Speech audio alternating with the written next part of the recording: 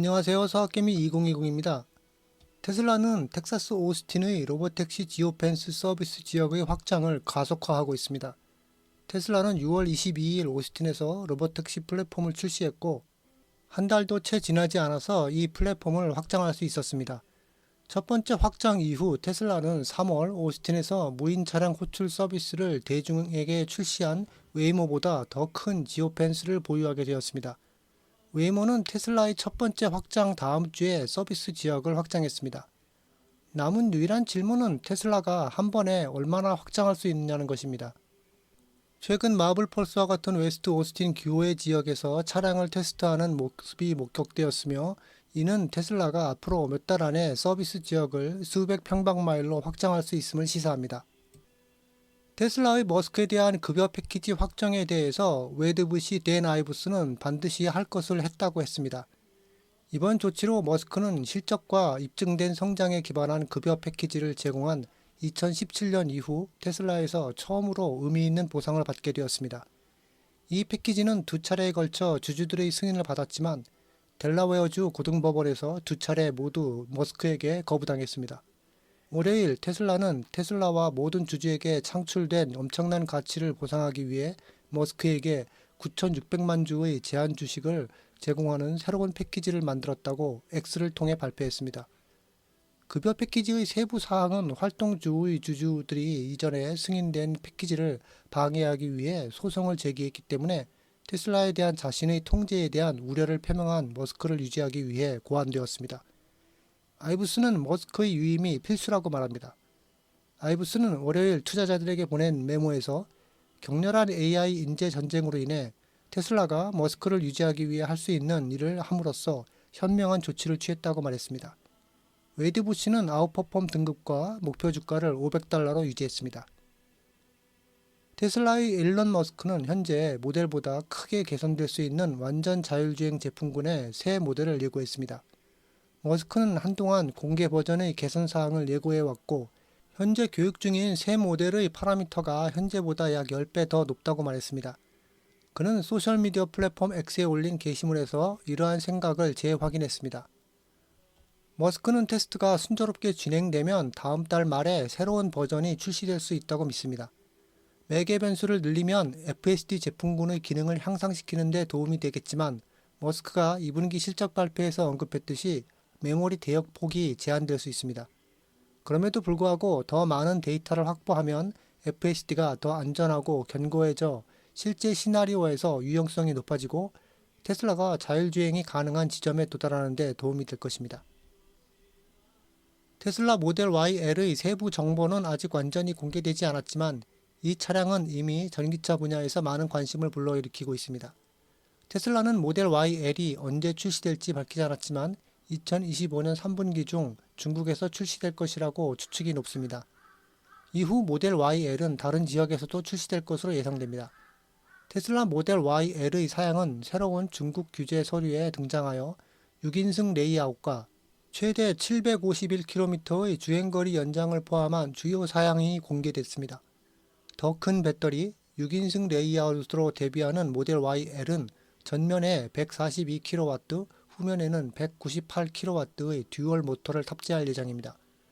CNEV 포스트 보고서에 따르면 LG 에너지 솔루션의 465kg, 82kWh 리튬 이온 배터리로 구동됩니다.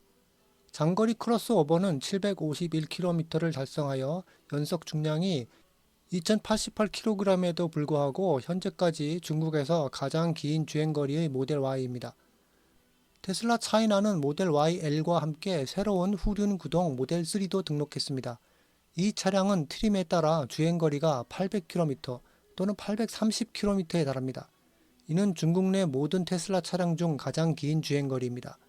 이 모델은 78.4kWh의 LG에서 공급되는 배터리를 사용하며 최대 모터 출력은 225kW입니다. 최근 소셜미디어 플랫폼 X에 올린 글에서 일론 머스크가 언급했듯이 테슬라는 현재 베이에리어의 파일럿을 위한 차량을 확장하기 위해 노력하고 있습니다.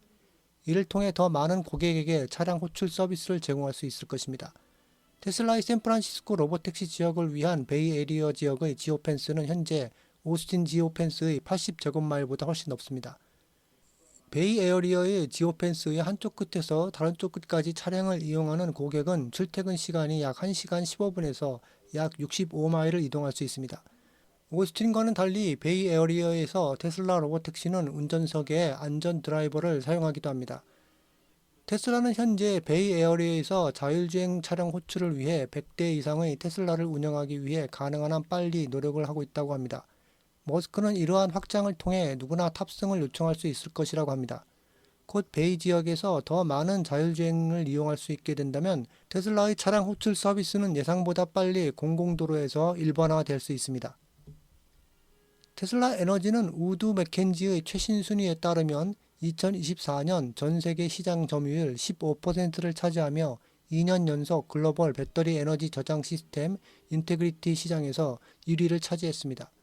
그러나 선그로와 같은 중국 경쟁 업체들이 특히 유럽 시장에서 글로벌 입지를 꾸준히 늘리고 있기 때문에 테슬라 에너지의 선두는 점점 줄어들고 있습니다. 테슬라 에너지는 북미에서 우위를 점하고 있지만 전 세계적으로 선두가 좁혀지고 있습니다. 테슬라 에너지는 2024년 북미 시장에서 39%의 압도적인 점유율로 선두 자리를 지켰습니다.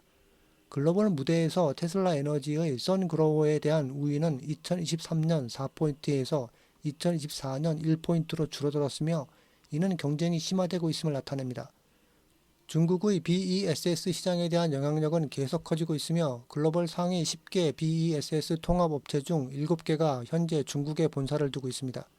중국 기업들은 유럽 시장 점유율이 전년 대비 67% 증가했으며 현재 유럽 상위 10개 BESS 공급업체 중 4개가 중국에 본사를 두고 있습니다.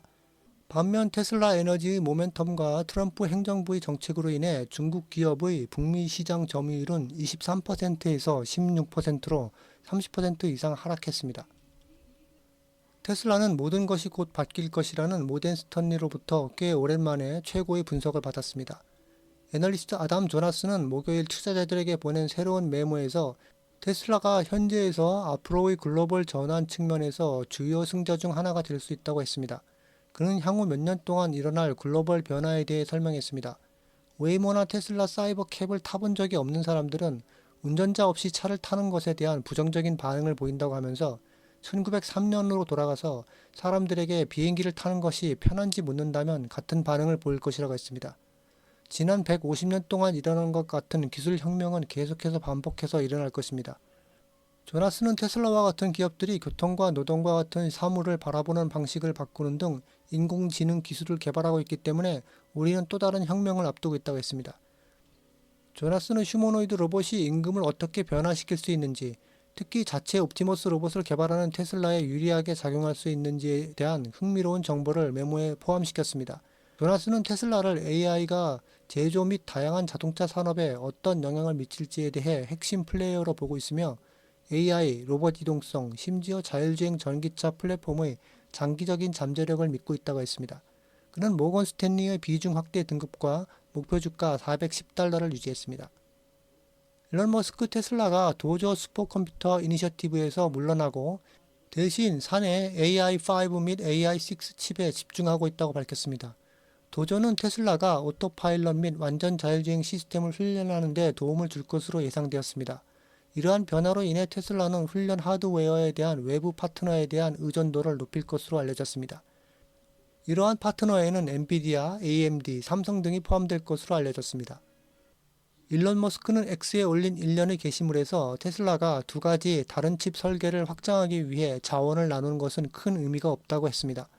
그리고 훈련용이 아닌 옵티머스나 사이버캡과 같은 실제 제품에 사용될 AI5와 AI6 칩에 많은 노력을 기울이고 있기 때문에 프로젝트 도저가 필요 없게 된 것으로 보입니다.